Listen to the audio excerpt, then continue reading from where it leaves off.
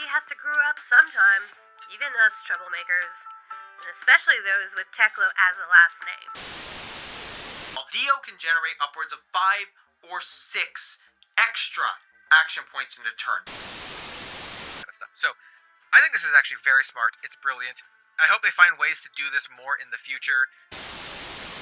We've landed on. The main board is going to be a boost aggro list, built to be one of the fastest decks in the format, as you'll see in the gameplay. One of the first heroes I played when I started playing Flesh and Blood was Dash Inventor Extraordinaire. She was a very fun and versatile hero, being able to play fully aggro, fully defensive, or even mid-range. However, given the fact that I started playing around the time of Uprising, she was the only mech hero that was able to be played in Classic Constructed. And while that had all existed, she sucked. I ended up kind of drifting away from the mech class as time went on, but I always loved the class and found it to be really fun. And then Bright Lights was announced. Despite the fact I wasn't planning on buying anything from the set, I was still excited to see what it would bring. They advertised a new game mode with Crack Shuffle Play, and I thought that would be fantastic for new players. And I thought the draft experience was going to be unique in the sense that you never really had to commit to any hero and could pivot at any time. And all the new heroes seemed really interesting.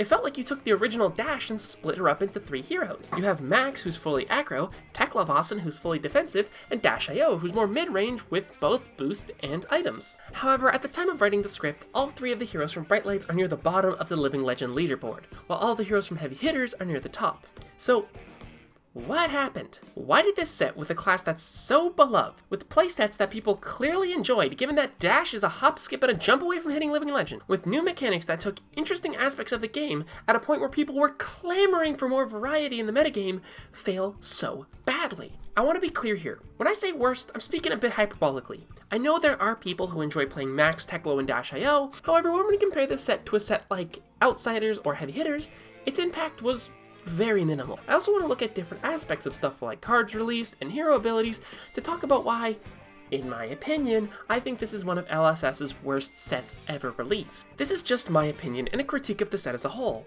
I know LSS is very open to critique about their game, and I'm just saying this because Flesh and Blood is a game that I love. I mean, I based my channel around it. Of course I love the game. This is just a set that I think has a lot of room for improvement. And honestly, I think a lot of the problems I'm going to bring up here have been fixed in newer sets. I mean, Heavy Hitters is probably one of my personal favorite sets in the game, and Part the Mistveil is looking fantastic at this point. So if nothing else, this video is just going to be me complaining for however long this video is. So without further ado, let's start with... I'm on my way, I'm on my way, I'm on my way to eat your skin. When I first heard about Crack Shuffle Play, I thought it was really interesting. It seemed like a really good entry point for newer players. Then I thought about it for 5 minutes. The basic concept of Crack Shuffle Play is everybody gets 3 packs. You open it, take out the 2 tokens, put the decks together, and just play with that. Given the entire set is Mechanologist, you can do this with basically any packs in the set, as opposed to a set like Outsiders that has a variety of different heroes. However, there's a lot of problems with this. Firstly, if you're a new player, buying 3 packs, or 6 if you're doing this with a friend, is not really a good idea. Firstly, a pack of Flesh and Blood is about $5 to $6. So if you need 3, that'd be about $15 to $18, plus tax. You could instead buy a Precon Blitz deck. Precon Blitz decks are fully ready to play Blitz decks out of the box. You and your friend could pick up 2 Blitz decks and try it out together, and you wouldn't be restricted to just the Mechanologist class. And I'd even argue that it'd be easier to learn on a Blitz deck because they actually have a concise strategy rather than being just a random pile of cards put together. Not to mention, you're probably going to need to buy a Blitz deck anyway, because let's say you actually want to play in an Armory event. You can't play in an Armory event with a random pile of cards. I mean, you can, it just won't be as fun as if you buy a freaking Blitz deck. And I know there's going to be a counter argument of, well, you could buy a whole box of Bright Lights and get a bunch of friends together and all do Crack Shuffle Play. Yes, but at that point you could also just do Draft. For those who don't know, Draft is a format in Flesh and Blood and many other card games where each person gets a certain number of packs, you open the pack, look at what's inside, pick one, and pass the rest of the cards on to the next person, and you keep doing this until every person has a complete deck. If you're someone who's new to the game and you think drafting would be a good way for you and your friends to actually learn the game, I would highly recommend it. It's a very fun experience, especially with friends. However, this isn't something that you need Crack Shuffle Play to do. You can draft with nearly every Flesh and Blood set as the packs were designed to be drafted. And again, if you're somebody who's just learning the game, picking up a Blitz deck is still advantageous because there's a distinct strategy there, and you won't have to stress yourself out about picking the right cards or properly deck building when you're just learning the game. And again, if you're intending to go to an actual armory event, a Blitz deck is going to fare you far better than any draft deck. And hell, with one Blitz deck, you can just buy a second one and then build a usable classic constructed deck. Also, you get stuck into a random mishmash of a strategy depending on whatever cards you get.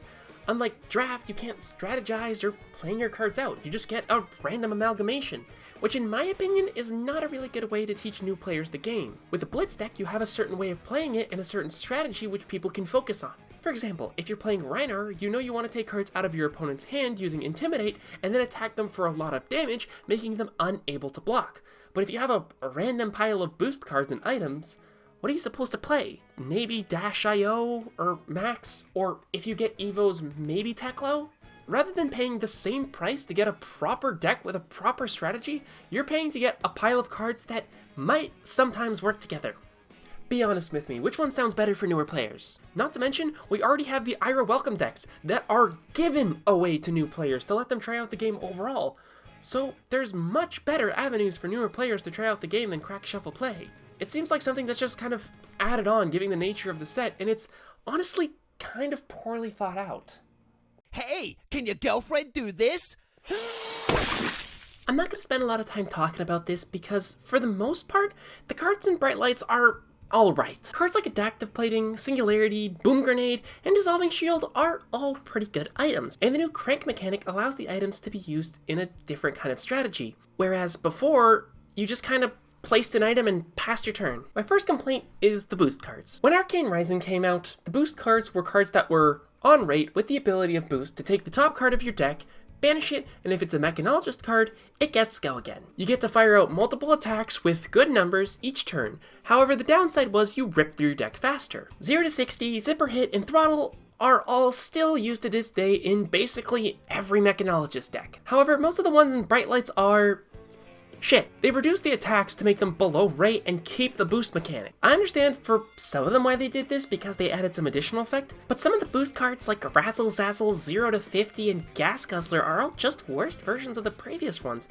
And honestly, I would rather they just reprint the cards from Arcane Rising. A lot of the other commons are fine or just forgettable. You have cards with Galvanize and are pretty good for draft, and then you have items like MHZ Script which give Mechanologists the absolute crucial thing they needed, which was Go Again. The Majestics in the set unfortunately range from good to absolutely dog shit. The Evo Steel Soul series are actually pretty good.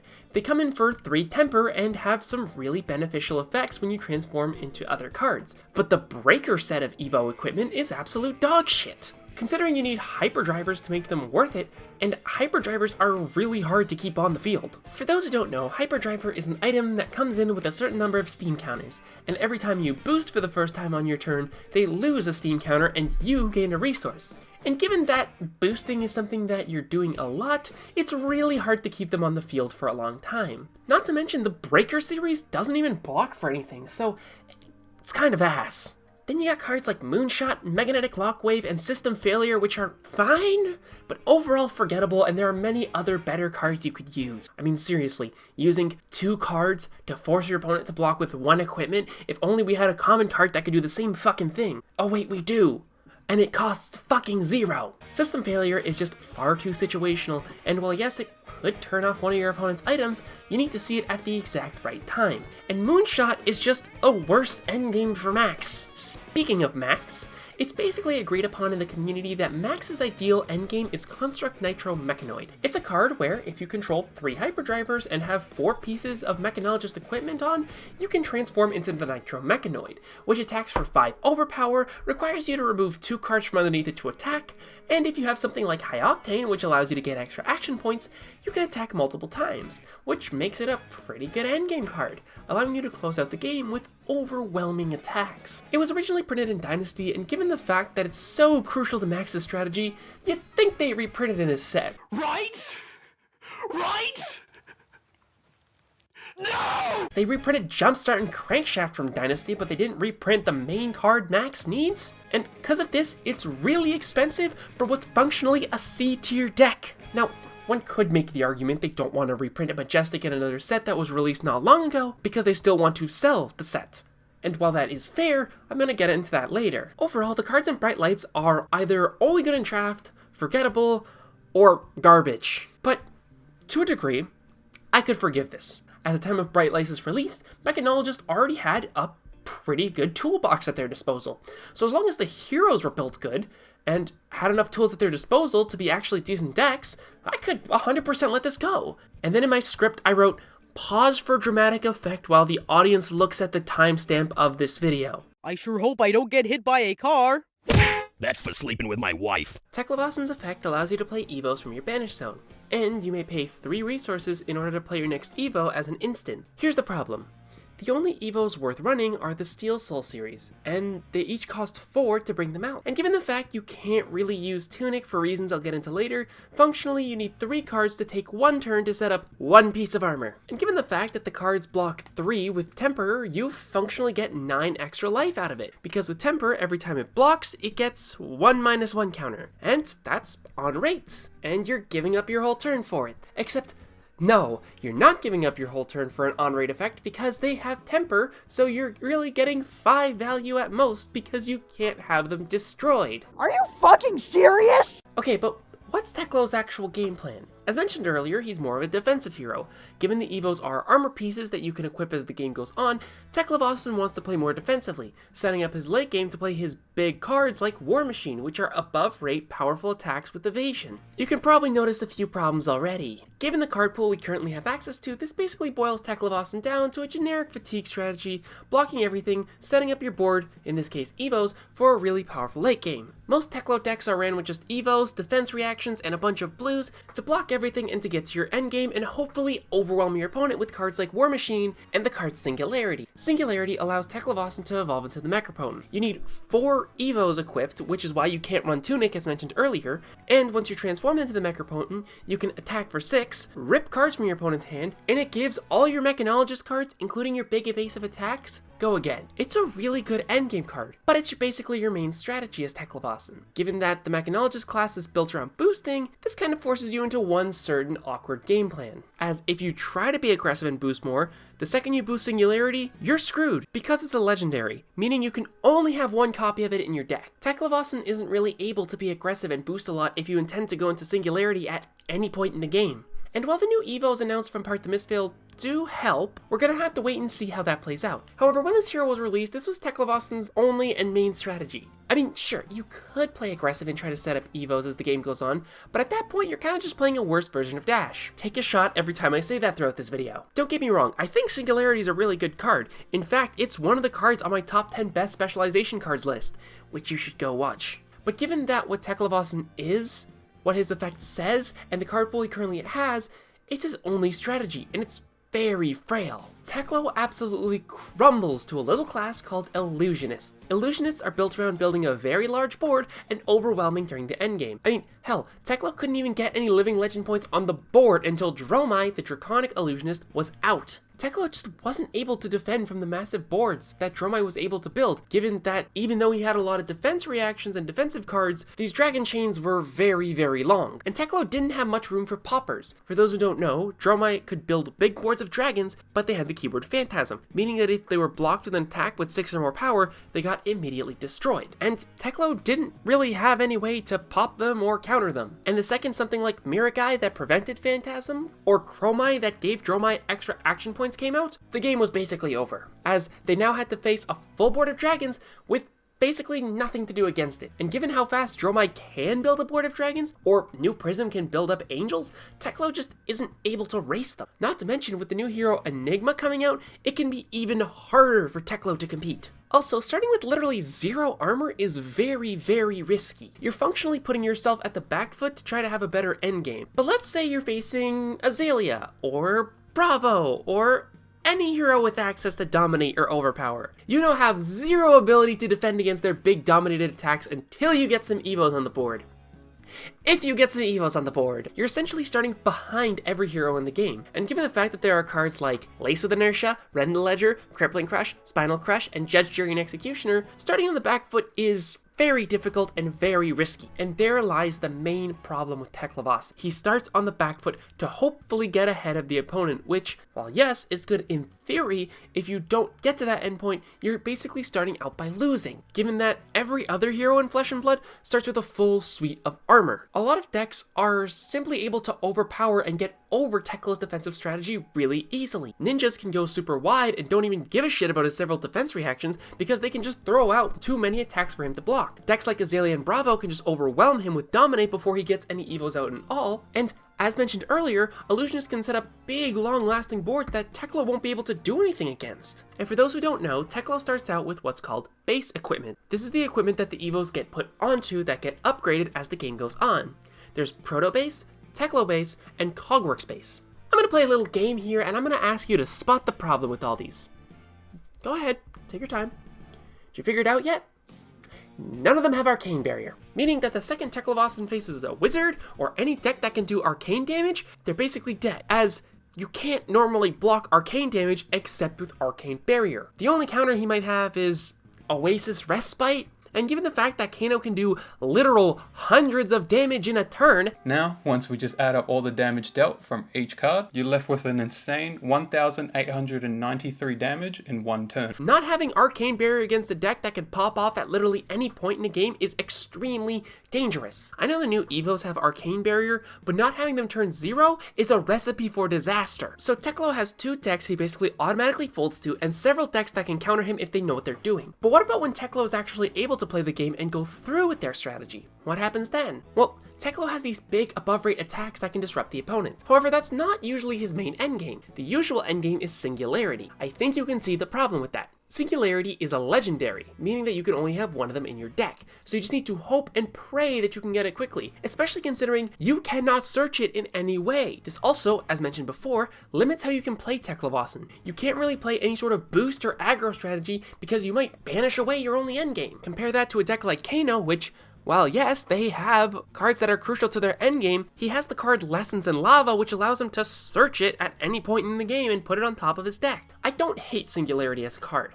I hate that it's the only real endgame T.E.C.H.O. has. For a class that's so versatile, with so many tools at their disposal, limiting T.E.C.H.O.'s strategy to only one card in the endgame is just not good. Any other strategy or anything else you can build is just going to be a worse version of Dash.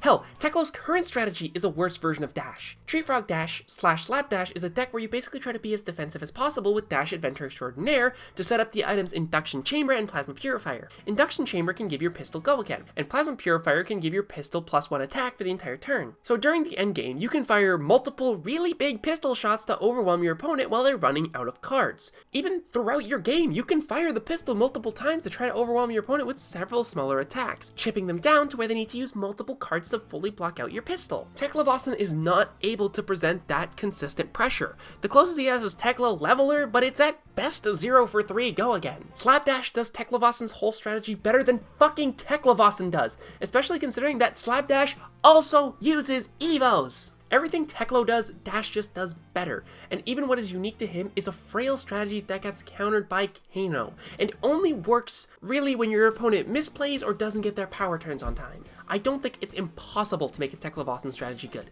I just think he needs certain cards in order to get the ball rolling, and LSS needs to detach him from this worst Dash identity he currently has. Ugh, it's Johnny Big Feet. Hey, my feet aren't that big. Damn you, Johnny Big Feet! Remember how I said that everything T.E.C.H.O. does, Dash does better? And it's not really good to center your whole strategy around one card? Yeah, that also applies to Max. Max's ability allows you to make a Hyperdriver token for the cost of 2 resources if you've boosted this turn. It also gives all your Hyperdrivers Crank, which allows you to remove a Steam counter when it enters the field and gain an action point. LSS seemingly really wants this strategy to work because they push a lot of cards that have you working with multiple Hyperdrivers that never really took off. This is because Hyperdrivers lose a Steam counter the first time you boost each turn, meaning they only stay around for so many turns. Overall, Max seems like a fine potential aggro deck with maybe some specializations like Dash has so he can get out of her shadow and do his own thing. But that's the problem.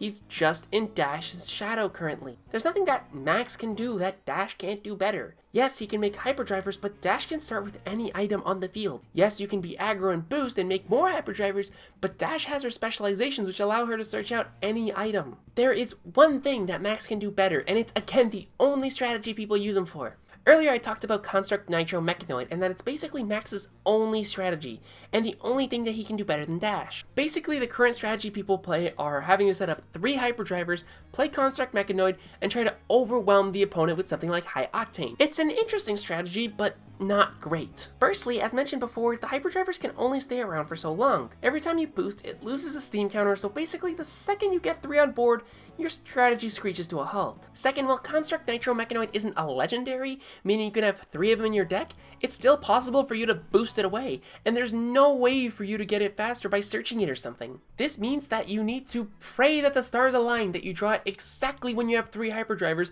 and your opponent doesn't play anything at all to disrupt your hand or arsenal. Thirdly, Construct Nitro Mechanoid was only printed in Dynasty. Don't get me wrong, I understand why LSS didn't want to reprint this in Bright Lights, because they actually wanted to sell more Dynasty. But that becomes a problem when this is a card that Max needs in order to have a good endgame that isn't just a worse version of Dash. The only other endgame Max really has is the card Moonshot, which is fine, but really hard to set up for what it is.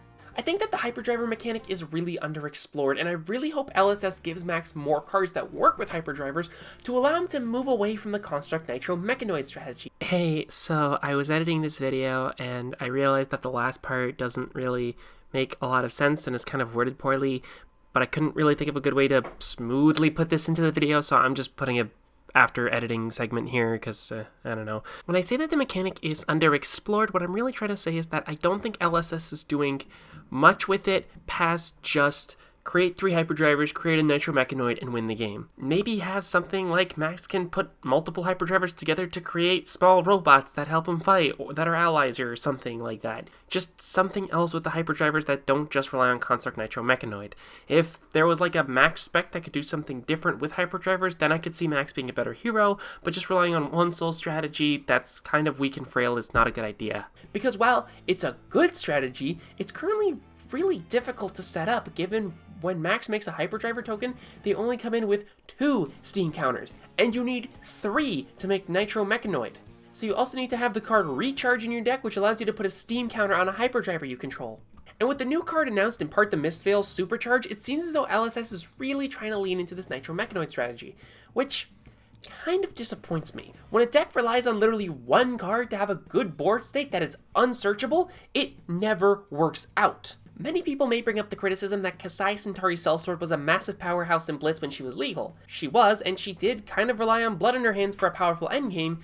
She was still able to be consistent and push damage throughout the game, alongside generating copper. Max isn't able to generate hyperdrivers passively. Kasai also at the time had a strategy which differentiated her from Dorinthia. She worked a lot better with her one-handed Centauri Sellsword weapons than Dorinthia did. And being able to passively generate copper really changed up how you would play the game as Kasai versus how you would play the game as Dorinthia.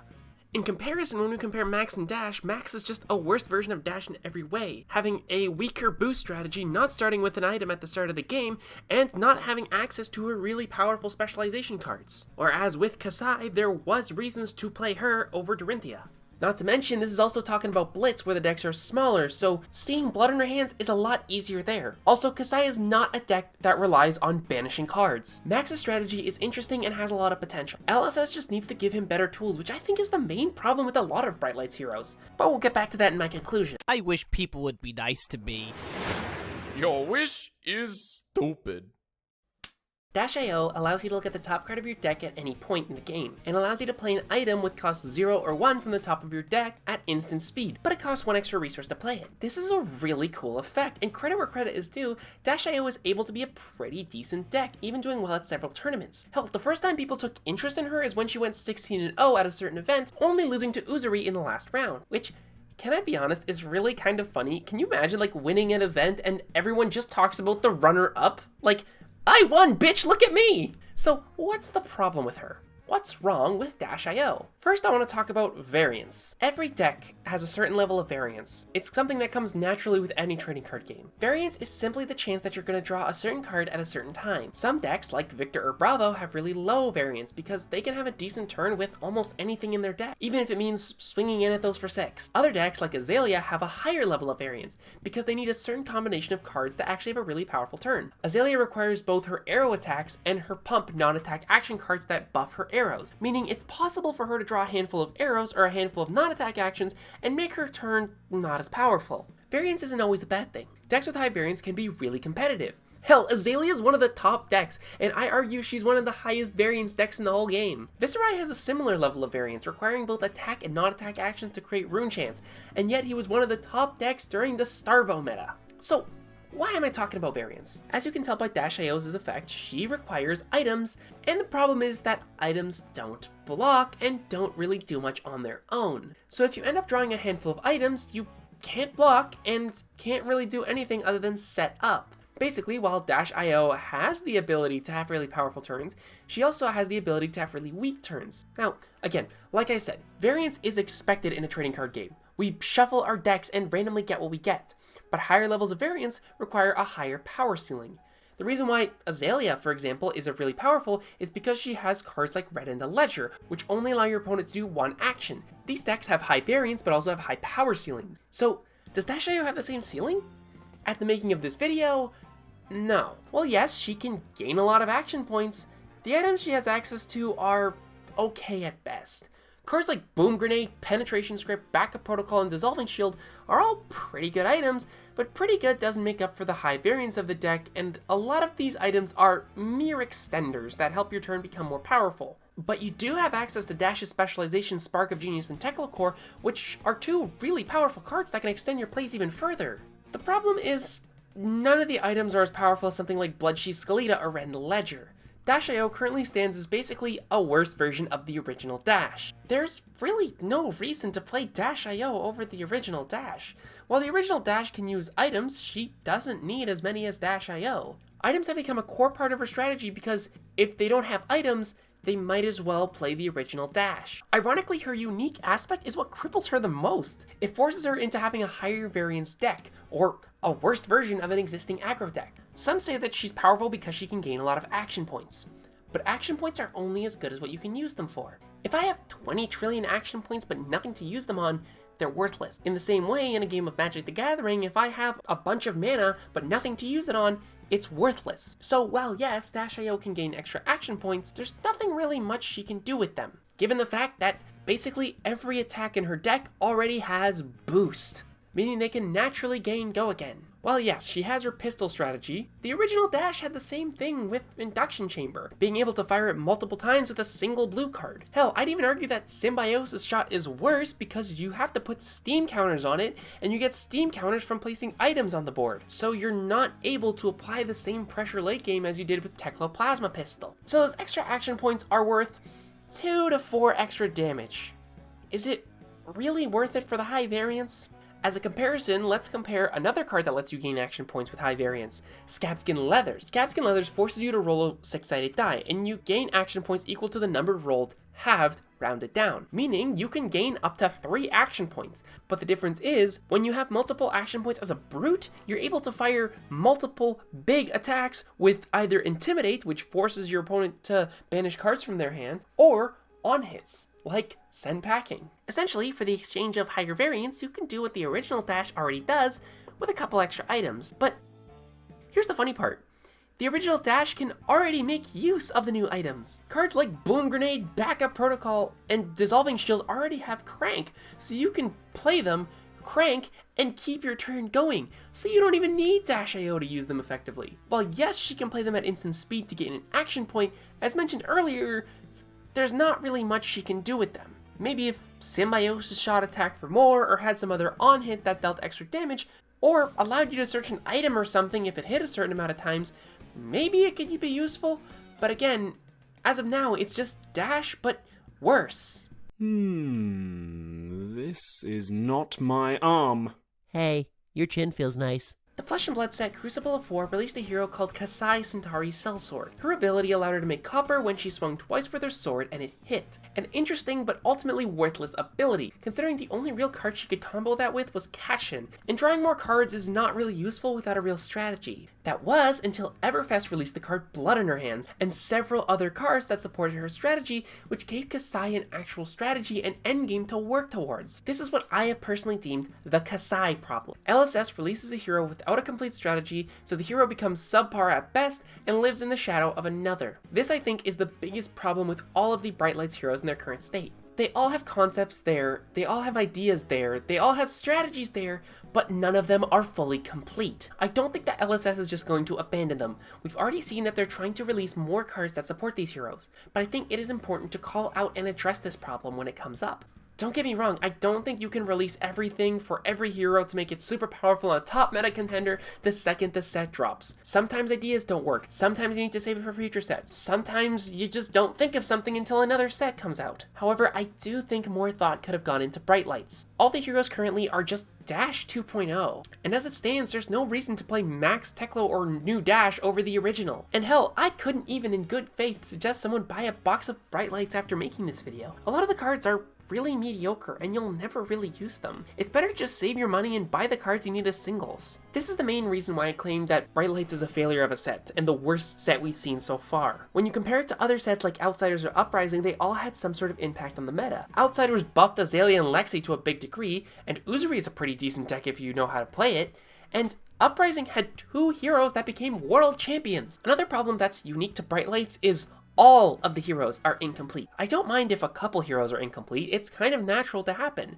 Take heavy hitters for example. Olympia and Betsy are okay. They have some of the similar problems as the heroes in Bright Lights. They all feel like worse, watered down versions of other decks. But you still have decks like Kasai, Victor, and T.E.C.H.O, which are really powerful, complete, strong, meta contending decks. So what should be done for this to not happen again? I don't think every hero needs to come out as an all-powerful metagame hero, but I think every hero should at least come out as a complete hero with a proper strategy. The main question that should be asked when designing heroes is, why should I play this one over another one? Let's take the example of 2 of my favorite heroes, Azalea and Riptide.